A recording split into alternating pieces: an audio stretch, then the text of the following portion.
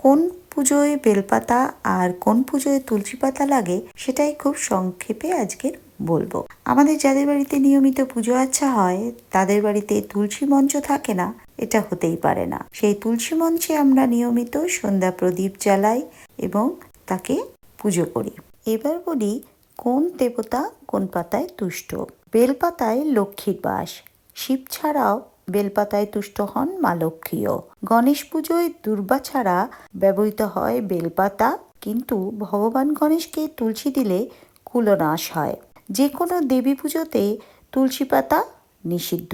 মা কালী, দেবী সরস্বতী, মা মনসা, দেবী দুর্গা পুজোতেও তুলসী দিলে ধন সম্পদ নাশ হয়। শুধুমাত্র নারায়ণ, কৃষ্ণ, সূর্য পূজায় তুলসীপত্র ব্যবহৃত হয়। আমার জানাটুকুই আমি আপনাদের সঙ্গে ভাগ করলাম। আপনাদের যদি আরো কিছু জানা থাকে অবশ্যই আমাকে জানাতে ভুলবেন না।